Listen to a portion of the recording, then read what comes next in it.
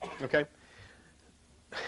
Solomon and David, two of the erstwhile kings of the Bible, okay? There is pretty substantial evidence that neither of these people ever lived.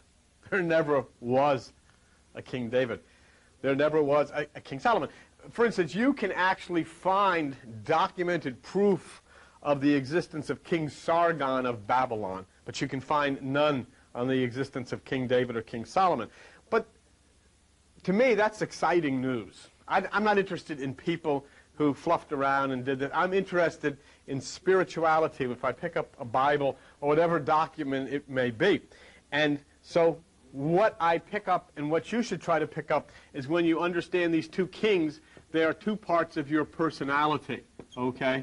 You have one, David, who is surrounded by war on all sides. And for the fact that he's surrounded by war on all sides, he cannot build the temple. And you have the other one, Solomon, whose name means peace, and he indeed builds the temple. So right away, you have an understanding that what this represents is the mind, the mind where the wars rage, the temple will never be constructed within, but where there is peace, then the temple can be built. Solomon built God's temple, according to the Bible, which is part of this allegory. But Solomon is a part of us that's very interesting, because what happened is, after he built the temple, as many of us do in our meditation, he became distracted by other things. He became distracted through himself, through the things around him, through the physical things around him, and he turned away from the temple, see? Because we all desire to have things, and that's fine, and I do too. But when we depend on our lower self instead of our higher self, then we are Solomon, and suddenly, even though we built the temple, we're too busy for the temple. We know where the temple is, we know how to get to the temple, but we're too busy to go there, because we have so many other things to do. And you would be surprised. I could show you, even in this place here, where on Tuesday nights, we used to have people stacked up in the corners and laying all over the place. They couldn't wait to get to the temple. And though they found the temple, then after, they became too busy for it. They had too many other things to do. Just come on television or whatever. But the point that I'm trying to make here is something happened to Solomon in this parable or this allegory. Something came between him and God. Something came between him and the divine mind in the same way that things come between me and meditation, or things come between you and meditation. Something happened. And the Bible has an extremely clever and beautiful way of identifying it. If you look with me, I think you'll find it very interesting. Go to page 303 in the little Bibles that you have. And it's interesting if you could open it up and just take a look at it and see what it says. All right? Page 303. And it is 1 Kings, and it's chapter 10. Now, remember what I'm saying here. And this is why it's important for you to see for yourself. The Bible is not a history book.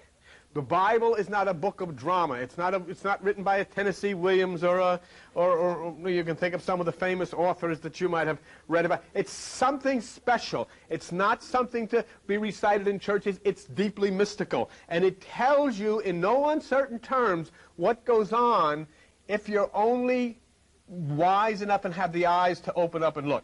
What got between Solomon and his ability to work with the temple, and the same thing that gets between us. Page 303, 1 Kings chapter 10, verse 14. Now the weight of gold that came to Solomon in 1 year was 600. Watch me. 3 score. 3 score is 3 times 20, which is 60, and 6. What was it? 666. Do you see that? Do you see that? There is the identity, and if you'll add this out, as you know how to do, 6 plus 6 plus 6 equals 18, 1 plus 8 equals 9, which is consciousness, his mind. The mind, the gold of the lower mind, became so obsessive that he neglected the temple. Look at it again. It's in the book. It's in the book. The weight of gold that came to Solomon was 600, 3 score and 6. Now, there's a very interesting thing in this Bible. If you look at the bottom of the page of my Bible, you know what it says? $127,872,000. They missed the whole thing. They took it and they analyzed it out to how much money it was, and they totally missed 666. The lower mind is what took Solomon away from the temple. Okay. But I want you to see it. Don't you miss it. Okay. 1 Kings chapter 10, verse 14. The weight of gold was 600. A score is 20. 3 score is 3 times 20, which is 60. 600, 3 score, and 6. 6, 6, 6. Solomon and 6, 6, 6. And of course he was surrounded with all of this kind of... Now where else did you ever hear of that? Whoever told you that? You're coming here, you're sitting here, and everybody else is gone home, and they've gone to church, and they heard nothing. You came, and on a Sunday night, in this remote place, in the basement of Vito's, whatever it is, you heard this amazing, and you all gasped because you'd never seen it before. Because this book is written by a divine cosmic intelligence. This book is written by a UFO, an unidentified floating object in the areas of space that is totally to it. Hey, how could it know about the pineal gland of the brain? How could it know that the speed of light is 186,400 miles per second? That's all in the Bible, and now it told you in that mystical code, because you have eyes to see, that what comes between you and the temple is 666, your mind. Okay? So, let's take a look at it. 1 Kings, page 303. And we'll see something interesting. 1 Kings chapter 10. Let's look at verse 23. Okay? King Solomon exceeded all the kings of the earth for riches and for wisdom. Now, all of the earth, which is the lower mind, okay, looks to the sought Solomon to hear his wisdom, which is put into his heart, see? This is what happens when you go into meditation. This is what happens when you overcome the 666. You come into that place of understanding. You come into that. Look at what you know, for God's sake. Even though you sit, and it has been given to me the job to do this. Okay, maybe you don't pick it up maybe like I do. That's neither here nor there. I don't pick up other things like you do. But the point is, look what you know and what you understand. Look at what you can see. As soon as you see that 666, bang, you know it. But the guy that wrote this book's got $127,827,000. He totally missed it. Totally missed it. So Solomon exceeded all the kings. All of this was coming. He stood for one whose physical wealth was looked upon as a sign of his wisdom and godliness, you see. And so they looked up to Solomon. But what was his downfall? And this is interesting. Now, those of you who know about the female and the lower aspect of mysticism and it standing for the emotions, look at the very next thing. Let's go to 1 Kings chapter 11 on the next page, verse 1. But King Solomon loved many strange women. Now, the strange woman is a mystical symbol. Strange woman. The woman is the lower emotions. You know, the emotions in the lower aspect, and a woman can also be the divine spirit. But we're talking about in the lower aspect, it means the emotion. And that is the emotions, that which feeds the emotions on the lower and causes you all of the upsetment is called the strange woman. That's why they go against whoredoms and all of this kind of stuff and running around in the bridegroom, because you're having intercourse. You're intercoursing with the strange woman when you take from the lower mind. When you are taking from the lower mind, you're intercoursing with the strange woman instead of taking from the bridegroom who dwells in the higher chamber. All right? Now, let me show you something very interesting. Here it says that King Solomon loved many strange women. Okay, you know what I get a kick out of? Even the religious people, the born-again people. I mean, they freak out if somebody has an affair or something, or you know, it's all this. But this is the guy that built the temple. It's the guy that wrote half the Bible. I mean, he makes Jimmy Swaggart look like a celibate. You know. You know, it's such a joke. It's so ridiculous, isn't it? Go to page 542 and take a look, if you would, at the book of Proverbs. And let me show you something. And if you'll look at Proverbs chapter 2, page 542, to be delivered out of the grasp of the mental problems and the things that cause us so much difficulty, you look at Proverbs chapter 2 and go to verse 16.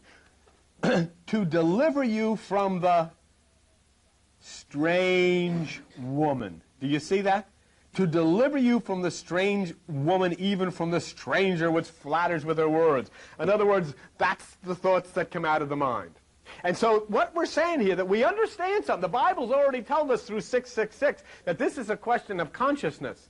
And that Solomon had wisdom because he knew he received from the higher realms of the mind. Forget there was any such man like this. It's not talking about a man. It's talking about you. You have wisdom. You have enlightenment. You have understanding. But there's a problem here. And if you start taking direction from the strange woman, if you start intercoursing for the direction of your life from the lower mind, there's going to be trouble. It has nothing to do with a man named Solomon. It has to do with you and me. This is a psychology course that you're taking right now. It's a psychology course, and it's given by the supreme cosmic teacher of the ages, and he uses the names of Solomon and David to set up an allegorical way that you can think of a story. But forget these people. They had nothing to do with it. They didn't even exist. It's talking about you who come into that realm of meditation. You begin to understand the ways of peace, but now you turn to the strange woman, which means the emotions of the lower mind. Now, what it says, look at 1 Kings on page, what page am I? 303. And let's go to chapter 11, verse 2. Of the nations concerning which the Lord said unto the children of Israel, you shall not go into them. Okay? Neither shall they come unto you, for surely they will turn away your heart after their gods. And all that's talking about is the lower mind. All that's talking about are all the strange thoughts that come into your mind. All the strange, when you give heed to them, but it said Solomon clave unto these in love. See? In other words, what's being said here is no matter how much I can speak to you, no matter how much I can speak to myself, I find the same thing. In the mystical terms of the mind, there's always the strange woman. In the terms of knowing that you should spend that time in meditation, you should drop whatever you're doing, no matter when you're going to take up some kind of a course of action and go into meditation. There's a tendency to cleave onto those things which are physical to us. Because it's too difficult otherwise for us to sit and say, oh, well, I'll just give up everything and I'll just float off into nirvana and everything will come out right, see?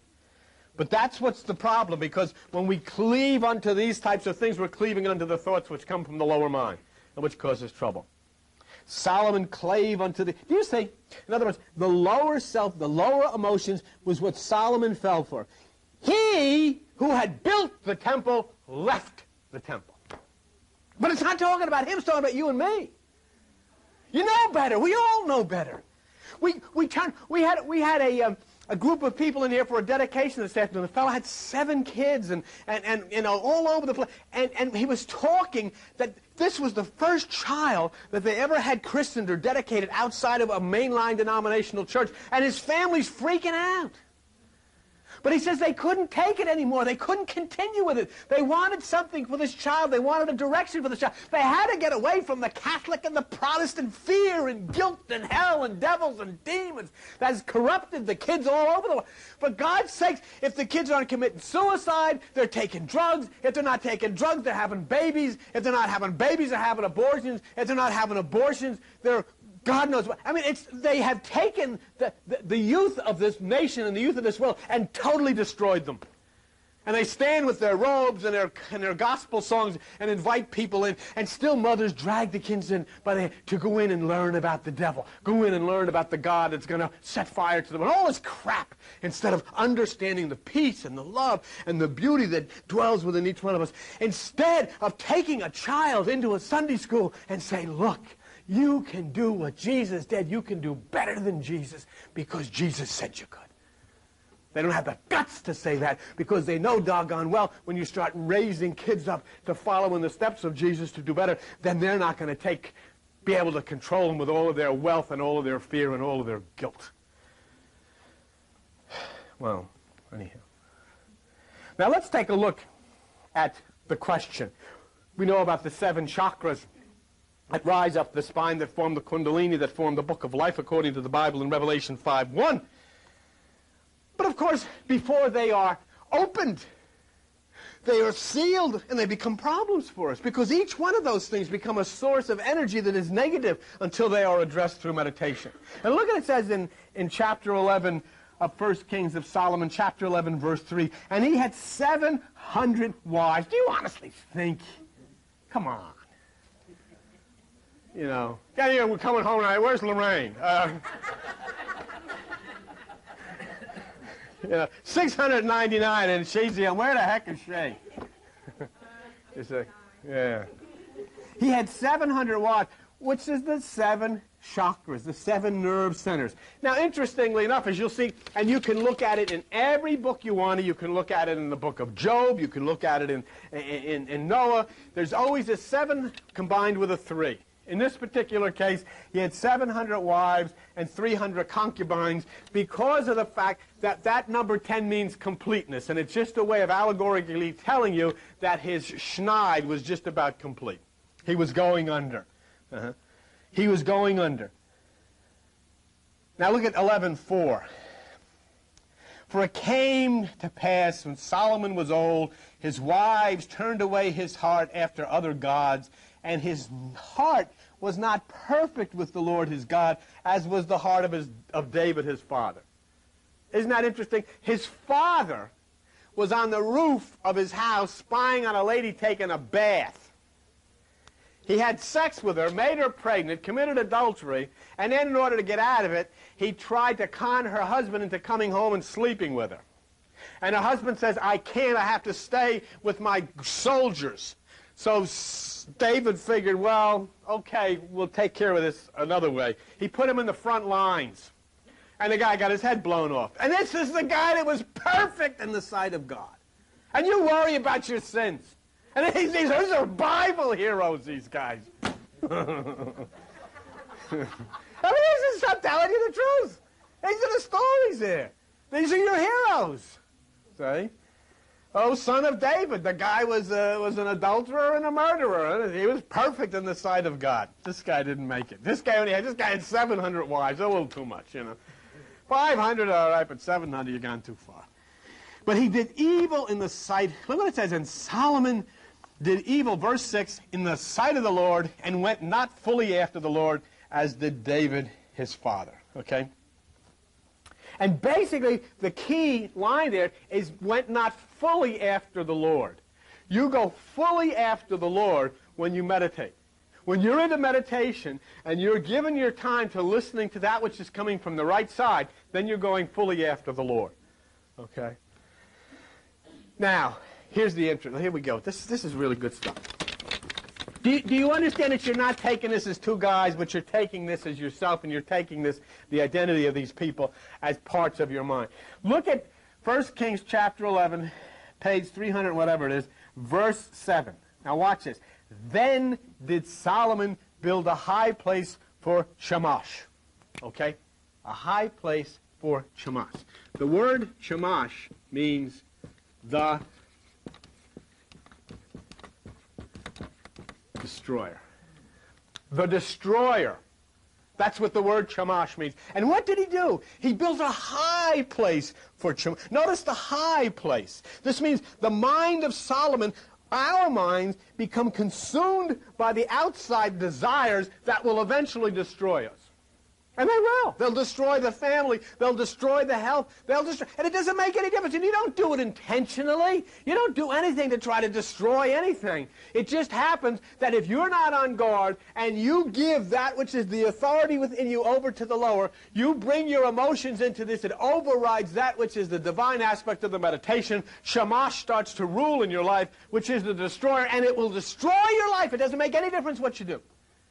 Unless you leave it, come down from the mountain of Shamash, back into the temple of the God who dwells at the right side. There's no way. I don't care what church you go to. I don't care whether you're Protestant, Catholic, what religion you belong to.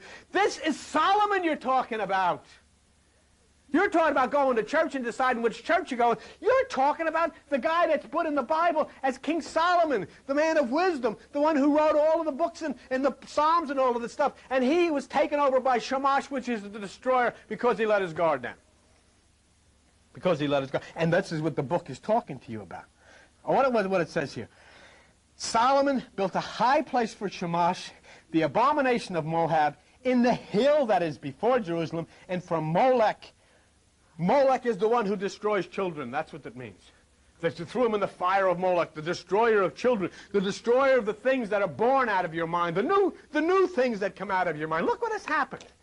Listen what we've got so far. You come into meditation, you understand your meditation, you find the temple because you have come in and you found the peace, whether it be with Vangelis, whether it be with Kataro, whether it be Om, whether it be in a book, whatever it was. Some way you found that temple and you built that temple in the peace of the divine mind. And after the temple was built, you started to turn and you started to open yourself to those things which came from the emotional nature. And before you know it, there was an altar built within you to Jamash because you were set up to be destroyed. You weren't paying any attention to it anymore. It wasn't that important to you anymore. And the Bible in this book is simply saying to you, once that moves in, you're going to be destroyed. And what it means here, that our minds become consumed by these outside desires, and they are the things that destroy. Because each one of us has tasted the good wine of meditation. We have seen things change, and so many, and there's so many that are not here, but those who have come through this door have seen their lives change positively. I was talking to somebody today that's having so many problems. Even though she comes here, meditates, having so many problems. But you know, as I stood and listened for a few moments, you know what's at the root of the problems? What her family thinks.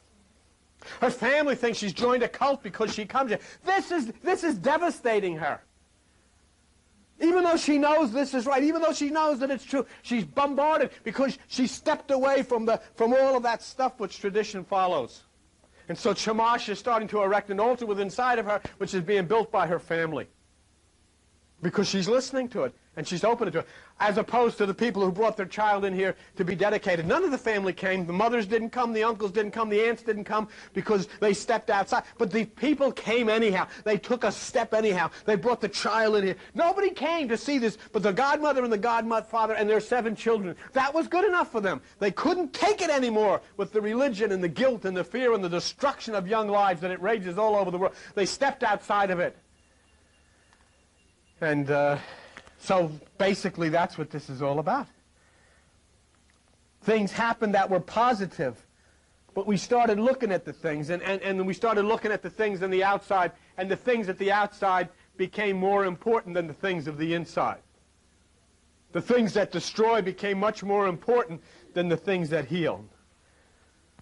Because after the good things come through meditation, and we turn away to the lower things, then the trouble soon comes. But it's hard for us to admit it then. Did you ever notice that? Once a person turns onto it, then they leave it, it's very, very hard to come back. Because they'll never admit, never ever admit, that it was turning away from the meditation that caused the problem. Never admit it. Say, oh, it's something else or something I did or something. It never admit that I was plugged into this and things were starting to turn in the right direction, and I came a cropper because of all of the conflicts of the mind, and so something happened. They'll never admit it. But now watch what happens here. 1 Kings chapter 11, let's go to verse 11. And look what it says. Wherefore the Lord said unto Solomon, for as much as this is done by you, you haven't kept my covenant, my statutes, I will surely rend the kingdom from you, and I will give it to your servant. The thing that is inside of you that you're supposed to be controlling is going to have control of you. That thing that you're supposed to have dominion over, the animal nature within you, is going to have dominion over you. Not because there's any God that's making it that way, but because we have turned. We have built the temple, now we left the temple. And that's what this story's about. Now look at, here's something interesting. This is really interesting. 11:14, 1 Kings 11, chapter 14. And the Lord stirred up an adversary unto Solomon, Hadad. Hadad is the name of a Syrian god. A name of a Syrian god. The adversary is our own mind. The thoughts become the adversary. And with the adversary comes fear. Strange things, start to come within us, and we're starting to deal with these things, all because of the fact that we have vacated the temple. And what's being said to you is if you find that holy temple in meditation, things will start to harmonize with nature. Things will start to plug the right way. But as you leave it, and as you start to abandon that temple, things are going to start to go wrong. And you're being told this. You're being told. And what does it require? It doesn't require any money. You don't have to spend any money. You don't have to say any prayers. You don't have to join any church. You don't have to get involved in any cult or any club. You just have to keep that temple within inside of yourself. Visit that temple. Make your way into that temple and let it provide you the wisdom and understanding. Well, how does this happen to you? What's happening? What's being said here? Do you lose your job? Do you lose your money? What happens? I want to introduce you to a strange name that you're going to encounter now as we talk about this. It's Jeroboam. Jeroboam, or something like that. It means the increase of the people. The increase of the flesh. Okay, the power of the flesh. This is the one who's going to take away from Solomon all that Solomon had. And this is the one who history says is the man who made Israel sin. Okay? So this is, in other words, forget about Israel, forget about Jeroboam, forget about Solomon, forget about, understand that what's being said here is that when you let go of this temple life within you through meditation, everything within you will start to drift into the hands of that which is represented by Jeroboam, the one who made Israel sin, that which is the power of the flesh, that which is the power of the lower mind. And look what it says in 1 Kings chapter 11, verse 31, talking to Jeroboam, okay? It says, "Behold, I will rend the kingdom out of the hand of Solomon and will give 10 tribes to you.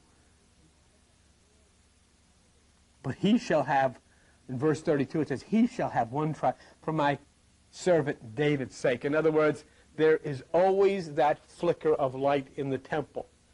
There is all that you've got left. Not because there's any God who took it away. Not because there's any curse. What happened here? Everything that Solomon did, he did. No God did it. No, everything he did. He knew he did what he wanted to do, and the whole thing came tumbling down. The whole thing came apart. Things started to slip away. It was better before, but we have no inkling that we're losing and that things are starting to go bad because we've turned away from that which is the true temple within us, and that's what's happening here. In this story, the kingdom of Solomon is given in parcels to Jeroboam, but Solomon was over the edge now, see? He had had everything. He never realized that this prosperity that had come his way was not from him, because it was because he had built the temple. But when he closed his mind on that temple, the problem is we prosper so much in our lives through meditation, but when we start to lose it, we never realize that it was meditation from whence came these blessings in the first place. We become so busy that we broke away from the very meditation that was the source of our improvement, and that's what this story's about. Now we start feeling blue. Things start going bad, but we're still trying to steer our own course. We're still trying to work things out. We can never acknowledge that there's any kind of a thing that possibly we might have made a mistake. Possibly we might have been wrong. If anything, we begin to get angry about it. We begin to fight. We begin to be totally self-centered. And what do? It says in 1 Kings 11, chapter 40, "And Solomon sought therefore to kill Jeroboam." But you can't kill the lower mind. You can't kill that which is the lower mind. It won't die. It'll never die. Look what it says. "Jeroboam arose and fled into Egypt and was there until the death of Solomon." Because of the wars that were surrounding you, you can't in any way, shape, or form kill out that which is the lower mind. It won't die. And Solomon couldn't. But the peace that he had turned to war. The peace that he had turned to war because we left the meditation to take control of our own course. And it says in 1 Kings 11, chapter 11, verse 42, And the time that Solomon reigned in Jerusalem over all Israel was 40 years. And the 4 stands for the physical fourfold nature. And so the story comes to a conclusion. But the point that I would make as we've gone through this story is that dwelling within ourselves, giving our minds over to the glory and the beauty of divine meditation gave us good things. And how close have we stayed? Or have we drifted away because, you know, time doesn't allow you for meditation. There's more important things to do. But it says here in the story that we've just covered with Solomon that we will lose what we've gained little by little by little. And as we do, we begin to function in the fear, and fully there will be war that rages within inside of us. And it all happens in your home. It all happens in your family. It happens in your body. It happens to you. And basically, that's the story of Solomon in 666. Yes, sir. Jeroboam. Wait a minute. Nobody can hear. Jeroboam. I caught this real late. But that's the devil, right? That he's representative, a representation of the devil. I mean, the little foxes spoil the vine, right? The little things that you do, you consistently do them. You break your meditation, your peace of mind. Slowly it ebbs away. You give in to your physical needs, so on and so forth. The devil takes over, and evil, you know. That's exactly right. And basically what he said is, you know, he might have only heard a little bit of it, but I couldn't have summed it up any better. That's exactly what the story's saying. That as, and the point being that once you had everything, and remember in this story, Solomon, which represents the higher consciousness, had it all. But he started intercoursing with the strange women. In other words, the Bible says, as you start directing yourself to that lower aspect of the mind, then everything is taken away. Because you can't have that which is the temple and be doing that, experimenting with the lower mind, and then allow... So all of a sudden, Jeroboam, actually exactly what he said, that which represents the lower part, which is going to destroy and going to suck away little by little everything that you had, starts to take over. And even then, when in his anger and his violence, Solomon tried to rage against this, it was too late. Nothing could be done. And where does Jeroboam go? Back to Egypt, which is the seat of the lower mind. Egypt always represents the lower mind, was where the children of Israel tried to leave in the so-called Exodus. So it's a very interesting thing. Yes, sir. You got more? Well, yes, they can't see it. Well, the desert, he goes out wandering. That's right. He's lost. That's right. And he never finds himself again. The richest, most powerful kingdom ever known to man, what Solomon had all the riches. He was the richest man ever. Mm. And now he's out in the desert. Right. And everything he had goes to someone. Lost. That's right. Lost. Okay. Right. And so what does it mean? It means that even if you gain into your meditation all of these things, they'll go right out the back door if you don't hold on to it. You've got to keep the temple active. Okay. Well, thank you very much.